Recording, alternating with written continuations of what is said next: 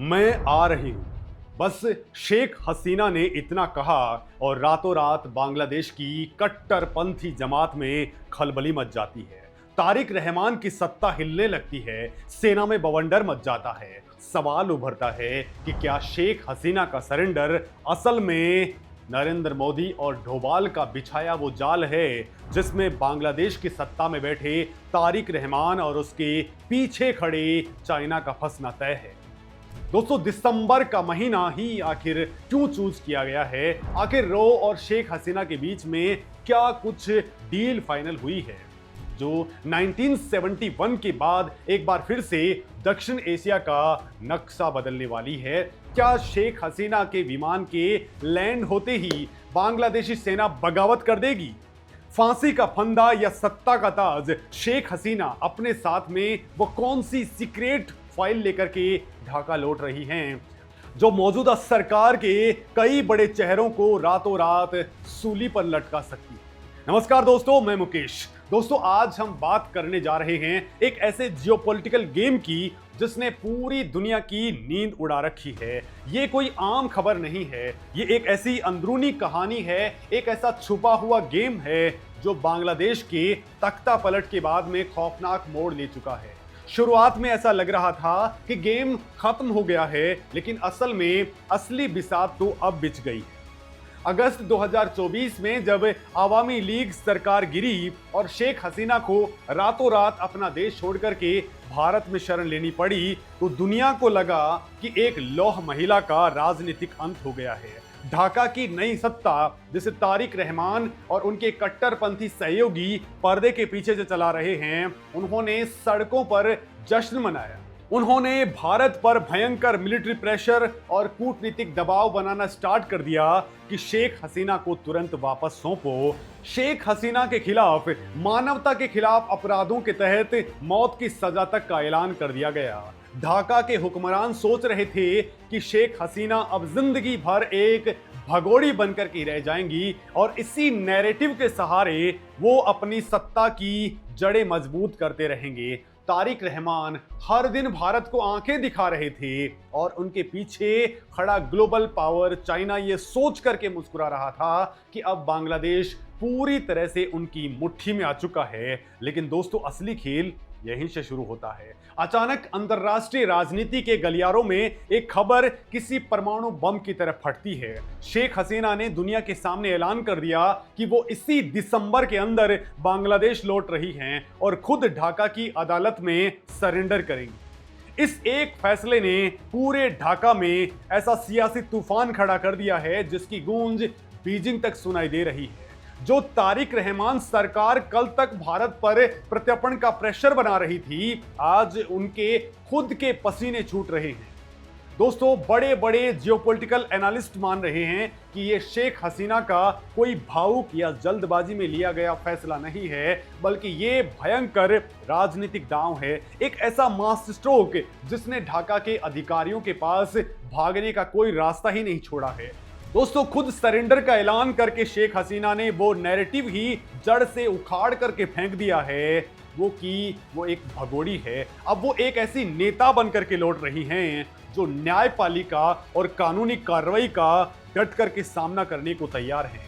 अब दोस्तों, सवाल ये है कि ऐसा अचानक क्यों हुआ? ढाका की सरकार के लिए ये किसी बुरे सपने से कम क्यों नहीं है? दरअसल दोस्तों, हसीना के इस एक कदम ने पूरी की पूरी राजनीतिक और नैतिक जिम्मेदारी मौजूदा सरकार के ऊपर डाल दी है। अगर वो हसीना को एयरपोर्ट पर उतरते ही गिरफ्तार करते हैं, उन्हें खौफनाक जेल के अंदर डाल देते हैं या उन्हें फांसी देने की जरूरत करते हैं, तो वो अपने ही हाथों शेख हसीना को एक बहुत बड़ी राजनीतिक शहीद बना देंगे। बांग्लादेश का इतिहास गवाह है कि वहां की आवाम जज्बातों की आग पर चलती है। आवामी लीग, जो पिछले कुछ महीनों से गहरे सदमे में थी, इस एक खबर से जैसे दोबारा जिंदा हो गई है। सड़कों पर उनके लाखों समर्थक अपनी नेता के स्वागत के लिए तैयार बैठे हैं। अगर सरकार ने जरा भी बल प्रयोग किया तो बांग्लादेश में ऐसा भयानक गृह युद्ध छिड़ेगा जिसे संभाल पाना किसी के बस की बात नहीं है। और अगर न्यायपालिका उनके खिलाफ कोई एक तरफा बिना सबूतों वाला फैसला सुनाती है तो पूरी दुनिया के सामने मौजूदा सरकार की वैधता तार तार हो जाएगी।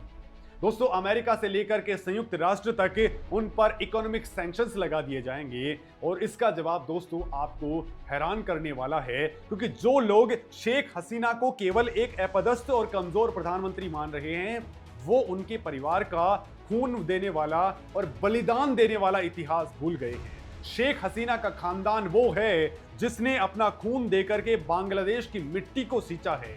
उनके पिता बंगबंधु शेख मुजीबुर रहमान ने 1971 के मुक्ति संग्राम के अंदर मौत के साए में रह करके भी पाकिस्तान की क्रूर सेना के सामने घुटने नहीं टेके थे। 15 अगस्त 1975 की वो काली रात कोई कैसे भूल सकता है जब शेख हसीना के पूरे परिवार को, उनके भाइयों को, उनकी मां को बेरहमी से गोलियों से भून दिया गया था। वो और उनकी बहन सिर्फ इसलिए बच पाई थी क्योंकि वो विदेश में थी। इतने बड़े सदमे के बाद भी कोई इंसान टूट जाता है लेकिन वो भागी नहीं। 1981 में जब सैन्य तानाशाह जियाउर रहमान सत्ता में थे तब भी वो मौत की परवाह किया बिना देश में लौटी थी। 2007 में भी मिलिट्री बैकअप वाली सरकार के दौरान उन्होंने यही काम किया। उन पर अब तक 19 से ज्यादा बार खौफनाक जानलेवा हमले हो चुके हैं। लिहाजा ये सोचना कि वो डर करके भारत के अंदर छुप जाएंगी विरोधियों की सबसे बड़ी और ऐतिहासिक भूल थी। वो कोई आम राजनेता नहीं है, वो एक वीर की तरह राजनीति के कुरुक्षेत्र में उतरने वाली योद्धा हैं। लेकिन कहानी दोस्तों यही खत्म नहीं होती। इस पूरे एपिसोड के पीछे एक बहुत बड़ा और बहुत ही गहरा जियोपॉलिटिकल ट्रैप काम कर रहा है। तारिक रहमान और उनके सहयोगी जिस तरह से भारत के ऊपर दबाव बना रहे थे और खुलेआम चाइना के एक प्रॉक्सी की तरह काम कर रहे थे, उसे नई दिल्ली बहुत खामोशी से देख रही थी। यहां असली एंट्री होती है भारत के प्रधानमंत्री नरेंद्र मोदी, अमित शाह, विदेश मंत्री एस जयशंकर और राष्ट्रीय सुरक्षा सलाहकार अजीत डोभाल की साइलेंट स्ट्रेटजी की। दोस्तों, भारत ने शुरुआत में कोई आक्रामक बयान नहीं दिया, एक भयंकर रणनीतिक धैर्य रखा। तारिक रहमान को लगा कि भारत डर गया है या बैकफुट पर चला गया है, लेकिन असल में भारत शेख हसीना को वो अहम समय और सुरक्षित माहौल दे रहा था ताकि वो अपना रिवर्स मास्टर प्लान रेडी कर सकें। भारत जानता था कि दुश्मन को गलती करने का मौका देना चाहिए और यही पॉइंट है दोस्तों जिसे समझना बेहद जरूरी है। डोभाल और जयशंकर की रणनीति बहुत ही साफ और धारदार थी। अगर भारत खुद इंटरनेशनल प्रेशर में आकर के शेख हसीना को वापस भेजता तो ये कूटनीतिक हार होती, लेकिन अगर शेख हसीना अपनी मर्जी से अपनी शर्तों पर जाती हैं तो ये सीधे तौर पर चाइना और तारिक रहमान के लिए एक जियोपॉलिटिकल ट्रैप बन जाता है।